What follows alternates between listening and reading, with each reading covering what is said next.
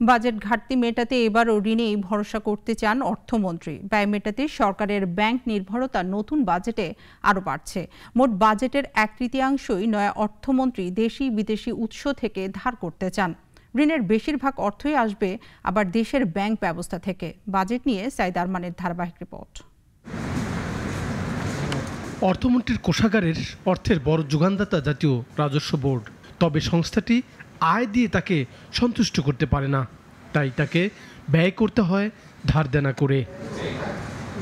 Budget ঘাটতি মেটাতে চলতি অর্থ বছরে মোট ঋণের লক্ষ্যমাত্রা 2,58,000 কোটি টাকার কাছাকাছি। বিদেশ থেকে পাওয়া লক্ষ্য ছিল 1,02,000 কোটি টাকার কিছু উপরে, আর স্থানীয় উৎস থেকে 1,55,000 কোটি টাকা। সরকারকে এটা চিন্তা করতে হবে যে আগে যেরকম তারা 8-9% ঋণ নিচ্ছেন, এখন তো নিতে গেলে 14-15% অভ্যন্তরীণ সূত্র থেকে তাদের ঋণ নিতে হবে। সুতরাং সেখানে ঋণের চাপটাও তো থাকবে। বাজেটের ব্যয় মেটাতে সরকারের ঋণ নির্ভরতা আরও বাড়ছে। চলতি অর্থ বছরের মতো আগামী 2024-25 অর্থ বছরের বাজেটের জন্যও সরকার বিপুল পরিমাণ ঋণ করতে যাচ্ছে। বাজেটের 1/3 আসবে দেশি বিদেশি উৎস থেকে। ঋণের পরিমাণ হতে পারে 2,80,000 কোটি টাকা। আমরা চেষ্টা করছি এবং যাতে করে এই যে প্রবাহটা বাড়ানো যায়, বিশেষ করে ডলারের। এবং যেটা দেখছো তোমরা, এটার পিছনে তো অনেক আছে, কাজ আছে। বিদেশি ঋণের লক্ষ্যমাত্রা ধরা হচ্ছে 1,15,000 কোটি টাকা। বাকি 1,65,000 কোটি টাকা হতে পারে দেশি ঋণ। দেশি ঋণের মধ্যে 1,45,000 কোটি টাকা নেয়ার চিন্তা হচ্ছে ব্যাংক ব্যবস্থা থেকে।